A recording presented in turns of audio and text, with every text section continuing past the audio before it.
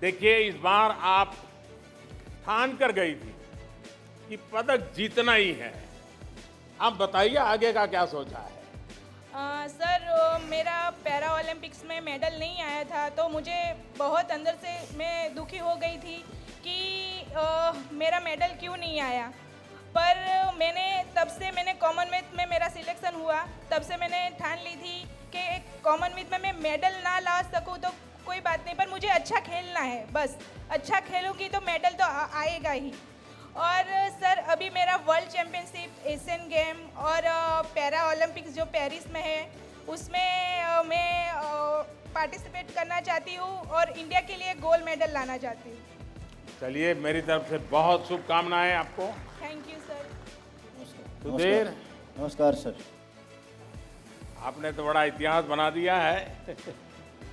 मैं समझता हूँ इस बार कॉमनवेल्थ में ऐसे कई नए नए इतिहास रचे गए हैं और मैं मानता हूँ कि आप लोग भी अनुभव करते होंगे कि देश में खेल के दुनिया में सिर्फ सरकार नहीं, सिर्फ इकोसिस्टम नहीं, व्यवस्थाएं नहीं, युवा मन में भी एक बहुत बड़ा बदलाव आया है देश में। अब खिलाड़ी खेल को खेल मान करके खेल में विजयी होने के मिजाज का बन चुका है। आपको स्वयं को सुधीर क्या बदलाव नजर आ रहा है? बिल्कुल सर, बहुत ज़्यादा बदलाव नजर आ रहा है सर। हमारे को बिल्कुल जो यहीं पे इंटरनेशनल वाली सुविधाएं मिल रही हैं। और सर अभी जैसे वहाँ पे मेरा मेडल आया तो सर हमारे गेम में नाइजीरिया का सर बिल्कुल ही दबदबा है, हर वेट में उनके ही खिलाड़ी हैं सर। तो वो भी यही बात कर रहे थे कि अरे एकदम से ऐसे कैसा हो गया। तो सर मैं और मेरे सर थे साथ में, तो हमने उनके अपने बारे में बताया कि इंडिया में ये है। तो सर पूरी की पूरी टीम नाइजीरिया की ये बोल रही है कि हम सब इंडिया से ही खेलेंगे अगली बार। तो हम सर बिल्कुल कि हमको तो आपके बराबर एक भी सुविधा नहीं है। और सर जो मेरे वेट में सेकंड आया है सर, वो 3 बार का कॉमनवेल्थ सर गोल्ड मेडलिस्ट था सर वो। सुधीर, आप तो हरियाणा सरकार में कोच की तरह भी अपनी सेवाएं दे रहे हैं, आप एथलीट भी हैं। आप अपनी तैयारी के लिए, यानी एक प्रकार से कोच के रूप में औरों की भी चिंता करना और खुद को भी अपने लिए समय निकालना, ये टाइम मैनेजमेंट की बहुत ज़रूरत रहती है और एक्स्ट्रा शरीर से भी काम लेना पड़ता है। कैसे करते हैं आप? जी सर, इसमें सर डिपार्टमेंट बहुत ज़्यादा मदद करता है सर। और प्रैक्टिस सर मैं साथ में ही करता हूँ बच्चों के सर। बिल्कुल किसी भी टाइम की मतलब कोई प्रॉब्लम है ही नहीं सर। बिल्कुल भी टाइम में मेरे को बिल्कुल ऐसी कोई प्रॉब्लम नहीं आ रही है कि मैं अपने आप को मैनेज ना कर सकूँ सर। चलिए सुधीर, आपको और आपके पूरे परिवार को मेरी तरफ से बहुत शुभकामनाएं हैं। बहुत बहुत धन्यवाद। थैंक यू सर, बहुत बहुत थैंक यू सर। तुलिका जी, आपको बहुत बहुत बधाई। और मैं सबसे पहले आपकी माताजी को प्रणाम करता हूं, आपकी माताजी का अभिनंदन करता हूं, क्योंकि उन्होंने कितनी परेशानियां झेली लेकिन कभी भी लक्ष्य से दूर नहीं अपने आप को जाने दिया। आपको भी अपनी परेशानियां से परिचित नहीं होने दिया। आपका हौसला बुलंद करती रही। देश के लिए कुछ करने के लिए आपकी माताजी ने इतनी आपको प्रेरणा दी। आज आप मेडल जीत चुकी हैं। मैं जानता हूं बड़ी कठिन यात्रा से आप गुजरी हो। शायद देश के नौजवानों को आपके जीवन की हर बात बहुत बड़ी प्रेरणा दे सकती है। जब मैं छोटी थी तो माँ मुझे मतलब वहाँ से अपने घर से स्कूल लेके जाती थी और उन्हें उसके बाद ऑफिस जाना होता था। फिर अपना ऑफिस छोड़ के जब मेरा स्कूल ख़त्म होता था, ऑफिस से मतलब स्कूल से मुझे पिक करा और घर छोड़ा। तो उनका थोड़ा ऐसा था। और ये भी था कि मेरा स्पोर्ट्स साथ साथ में था और इतना मतलब ये नहीं था कि स्पोर्ट्स में हर चीज़ करें, क्योंकि हमारा स्पोर्ट्स में थोड़ा किट विट का थोड़ा प्रॉब्लम होता है कि वो महंगा है। तो मम्मा ने मतलब कभी फील नहीं होने दिया कि मैं कुछ नहीं कर, मतलब मैं सिंगल हूँ। मम्मा कहती कि मैं ही तेरी मम्मी हूँ, मैं ही तेरा पापा हूँ, मैं सब कर दूँगी तेरे लिए, तू टेंशन मत ले। तुलिका, सचमुच में आपकी माताजी ने बहुत त्याग किया है और एक संकल्प लेकर के आपको जीना सिखाया है। अच्छा, टूर्नामेंट के दौरान आपको इंजरी हो गई और फिर भी आपने उसकी परवाह नहीं की, अपने आप को झोंक दिया। क्या ये कोई मामूली घटना नहीं है, ये कैसे किया आपने? सर फाइट से पहले मतलब मेरे नी पे इंजरी हो गई थी, तो मेरा ध्यान उस पर गया नहीं था, बट पेन था उधर। मैंने सोचा कोई बात नहीं, ये पहला चांस है तो इसमें डरने का कोई फ़ायदा नहीं है। वहाँ पे मतलब थोड़ी सी टेपिंग करी नी पे, फिर फाइट में गए। लास्ट में भी एक बारी एक पॉइंट आया था जहाँ पे हम दोनों का पैर फंस गया था, तो वहाँ पे नी पे और पेन हो गया। फिर रेफरी ने पूछा लाइक आर यू ओके, मैंने कहा हाँ ठीक है। तो उन्होंने कहा कंटिन्यू कर सकते हो, मैं कहा हाँ, बट पहले एक स्कोर लिया, फिर लास्ट में ट्राई करा मैंने कि फिर से लास्ट 30 सेकंड बचे थे, तो मैंने ट्राई करा कि अपना स्कोर लेती हूँ, बट वो उल्टा पड़ गया। और तुलिका, फिर से एक बार आपको बहुत बहुत बधाई, बहुत बहुत शुभकामनाएं। Thank you so much sir. Pooja, मैं सबसे पहले तो आपको बधाई देता हूँ। Thank you sir. अपने देश में परिणाम से ज्यादा महत्व प्रयास को दिया जाता है और आपने अपना पूरा प्रयास किया और आपने देखा होगा कि आपका एक छोटा सा इंटरव्यू सिर्फ आपके लिए नहीं, कॉमनवेल्थ से जुड़े हुए जितने देश थे जो खेल जगत को जानते हैं, इन सबको प्रभावित कर गया। ये जो आपका मिजाज था वो बहुत बड़ी अहमियत वाला मिजाज था, लेकिन जब आपको पता चला कि मेहनत में कुछ कमी रह गई, ये इंट्रोस्पेक्शन, वरना कभी क्या होता है, अरे वो कोच बहुत देर से आए थे, वो फलाने ने ऐसा कर दिया था, वो एम्पायर ने मुझे गलत सूचना दी थी। आपने ऐसा नहीं किया, आपने आत्मचिंतन को ही बल दिया। ये आपकी बहुत बड़ी क्वालिटी है और पूजा, यही क्वालिटी आपको नई ऊंचाइयों पर ले जाएगी। ये मेरे शब्द लिख करके रखिए आप। Thank you sir. आपको क्या लगा, क्या आपकी मेहनत में, आप बार बार कह रही मेहनत में कुछ कमी रहेगी, क्या कहती हैं आप? मैं जीत रही थी सर वो कुश्ती, तो लास्ट की 9 सेकंड रह रही थी, मैं उससे आगे चल रही थी और समझ में ही नहीं आया मतलब क्या हो गया है ऐसा, मतलब एकदम से सुन होगी मैं तो जैसे ये हारी, तो मैं कहा क्या कर दिया हमने। देखिए पूजा, आपने जीवन की खेल की शुरुआत लड़कों को अखाड़ों में पीटा है आपने, लड़कों के साथ खेलते खेलते आपने महारत हासिल की है और मैं समझता हूं उसके कारण आपके पास एक एक्स्ट्रा कॉन्फिडेंस है। क्या आपको लगता है कि आपके पिताजी ने आपको जिस प्रकार से प्रोत्साहित किया और जिस प्रकार से आपने परिवार ने प्रोत्साहित किया और उस आयु में लड़कों के साथ खेल करके, और वो भी ये खेल खेल करके खुद को ताकतवर बनाने, अपने आप बहुत बड़ी बात है, लेकिन उसमें से आपको बहुत कुछ सीखने को मिला होगा। हाँ सर हमारे गांव में तो कोई लड़की रेसलिंग करती नहीं है, तो मैंने बोला तो पापा बोले कि कोई करती नहीं तो कैसे लेके जाएं तुझे अखाड़े में। तो सर मैंने कहा लड़कियां नहीं करती, लड़के तो करते हैं, मैं उनके साथ ही प्रैक्टिस कर लूँगी। तो पापा बोले चल ठीक है देखते हैं। शुरू में तो मना किया सर, लेकिन उसके बाद इतना साथ दिया।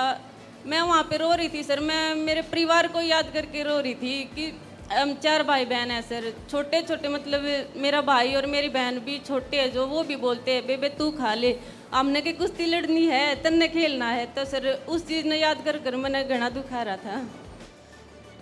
चलिए पूजा, बहुत बहुत बधाई, बहुत बहुत शुभकामनाएं। Thank you sir. नगद जी नमस्ते, कैसी हैं आप? नमस्ते सर। सबसे पहले तो आपको बहुत बहुत बधाई। और एक तरफ आपकी माँ का जन्मदिन था और आप बहुत दूर खेल खेल रही थी, लेकिन आपने माँ को वादा किया था कि इस बार माँ को उनके जन्मदिन की गिफ्ट में रूप में आप मेडल लेकर के आई, और आपने वो वादा पूरा कर दिया। मैं आपको बहुत बधाई देता हूँ। आपने माँ को गोल्ड मेडल दिया है, लेकिन उसके साथ साथ देश के बेटे बेटियों को भी आपने नया हौसला दिया है, हिम्मत दी है। लेकिन माँ को कैसा लगा जब माँ के सपने आपने पूरे किए, और वो भी उनके जन्मदिन के समय? जी हाँ सर, अगस्त 3 तारीख को मेरे मम्मी का बर्थडे था, तो मैं बर्मिंघम में कॉमनवेल्थ गेम्स खेल रही थी, तो हमने वीडियो कॉल पे उनका बर्थडे सेलिब्रेट किया। तो मुझे बहुत दुख लग रहा था कि सारी मेरी फैमिली हैदराबाद में सेलिब्रेट करी और मैं अकेली घर से दूर हूँ। बट जैसे लोग कहते हैं कि महिला को सोना पहनना अच्छा लगता है, तो मैंने भी सोचा था इस बार कि मेरे मम्मी को सोने की चैन गिफ्ट करूँ। फिर मैंने सोचा सोने की चैन की जगह मैं क्यों ना गोल्ड मेडल गिफ्ट करूँ, तो मैंने इसीलिए सोचा था कि इस बार बर्मिंघम में गोल्ड जीत के अपने मम्मी को गिफ्ट करूँ मैं। लेकिन निखत, आपने फाइनल में अपने प्रतिद्वंदी को टिकने ही नहीं दिया, यानी सांस भी नहीं लेने दिया आपने उसको। जैसा आपने हमला बोल दिया और कोई दबाव के बिना आप अटैक करती जा रही थी। आपकी क्या रणनीति थी, क्या सोचा था आपने? जी सर, मेरी फाइनल अपोनेंट आयरलैंड की थी। उससे पहले हम कॉमनवेल्थ गेम जाने से पहले हमारा 2 वीक्स का कैंप आयरलैंड में लगा था, और मैंने वहाँ पे उसके साथ स्पारिंग की थी, तो थोड़ा बहुत तो आइडिया था मुझे उसके साथ कैसे खेलना। तो मेरा एक ही था कि रिंग में जब भी जाऊँ अपना 100% दूँ, और कोई भी ऐसा चांस ना दूँ कि बाउट क्लोज जाए, क्योंकि बॉक्सिंग में ऐसे कई बार होता है क्लोज बाउट में डिसीजन आगे अपोनेंट के फेवर में जाता है। तो मेरा एक ही एम था कि अपना बाउट 100% दूँ और वो बाउट यूनानिमस जीतूँ। तो लास्ट में बस लास्ट बाउट बची थी, आगे जान बचा के क्या ही करती मैं, तो मैंने सोचा पूरी जान में ये बाउट में लगाती हूँ, तो उसी हिसाब से मैंने बाउट खेला और जीता मैंने। चलिए निखत, आपको बहुत बहुत बधाई, बहुत बहुत शुभकामनाएं। Thank you sir. नमस्ते सर। हाँ संकेत, बताइए अब चोट का क्या हाल है? अभी ठीक है सर, अभी सर्जरी होके 6 दिन हो गया है। नहीं, रिकवरी तेजी से हो रही है? हाँ जी हो रही है सर। आपको संतोष है जो ट्रीटमेंट मिली उससे? हाँ सर, बहुत संतुष्ट है सर। मेरा लंदन में सर्जरी हुआ, और जिसमें साई ने लेकिन आपकी सर्जरी हुई इंग्लैंड में, और आप अब पोस्ट ऑपरेटिव सारी ट्रीटमेंट यहाँ कर रहे हो, तो दोनों में मेल हो रहा है दोनों डॉक्टरों की टीम के बीच में? हाँ जी, उन्होंने बोला कि कॉन्फ्रेंस पे सब करेंगे, तो क्योंकि हो रहा है सर। आपका खेल ऐसा है, ये सबसे मूल्यवान चीज़ है आपकी जी, और इसलिए आपको सर्जरी के बाद पोस्ट ऑपरेटिव जो चीज़ें हैं उसमें कोई कमी रहनी नहीं चाहिए। जी सर। मैं भी सरकार के अधिकारियों को बताऊंगा कि लगातार आपके संपर्क में रहें, आपका फॉलोअप करते रहें, क्योंकि वरना छोटी सी भी कमी आगे चल करके आपको तकलीफ दे सकती है। Thank you sir. संकेत, हम लोग गांव में भी जो कहते हैं कि भाई अगर कोई व्यापारी हो तो क्या कहता है, भाई बोहनी अगर अच्छी हो गई तो फिर बिल्कुल दिन भी अच्छा जाएगा, महीना भी अच्छा जाएगा, साल भी अच्छी जाएगी। आपने एक प्रकार से बोहनी ये शुरुआत आपने करवाई थी, और देश के लिए इन खेलों का पहला मेडल जीतने पर मैं समझता हूं कि बोहनी अच्छी शुरू हो गई। आपको पहला मेडल, ये मन में क्या चल रहा था? सबसे पहले तो थोड़ा नाराज था मैं कि गोल्ड मेडल से चूक गया था। जो 4 साल से सपना देख रहा था मैं, गोल्ड मेडल के पोडियम पे खड़ा होना है और तिरंगा लहराना है, वो थोड़ा छूट गया सर। तो नाराज़ था और पेन भी हो रहा था, इसलिए थोड़ा वो पेन के ऊपर भी ध्यान जा रहा था, तो ट्रीटमेंट के लिए तुरंत चला गया सर। जो खिलाड़ी होता है उसको अपने शरीर पर कॉन्फिडेंस भी बहुत होता है, उसको होता है अरे मैं कैसे भी अपने आप को, लेकिन मेरा सलाह रहेगी वो मिजाज तो रहना ही चाहिए खिलाड़ी का, लेकिन जब इंजरी हो जाती है तब उसको कभी भी कम मत आंकना। जी। कितने ही आप पहलवान हो, मजबूत हो, कितने अच्छी एक्सरसाइज कर लेते हो, फिटनेस की हर पैरामीटर में बहुत उत्तम हो, फिर भी इंजरी होती है, तो संभालोगे ना? जी जी सर।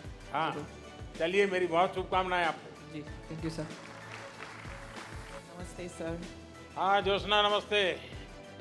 देखिए आप तो करियप्पा जी के परिवार से हैं, तो देश को गर्व होना बहुत स्वाभाविक है, और आपके परिवार में एक अनुशासन की परंपरा, वो तो आपको आपके ब्लड में है, और उसका प्रभाव खेल में कहाँ नजर आया?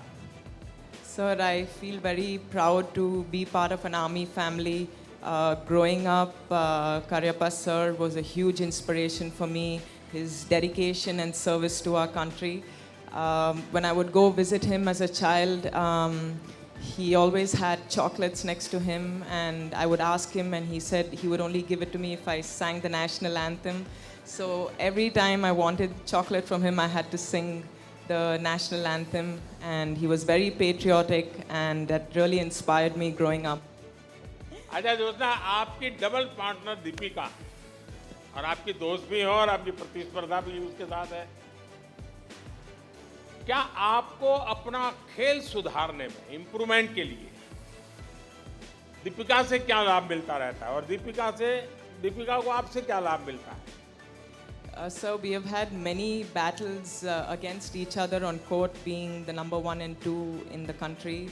But when it comes to putting on the India jersey and playing for India, we are both very motivated to play our best to win medals for India. And she has helped me become a better player because she is so good herself, and it inspires me to give my best every time.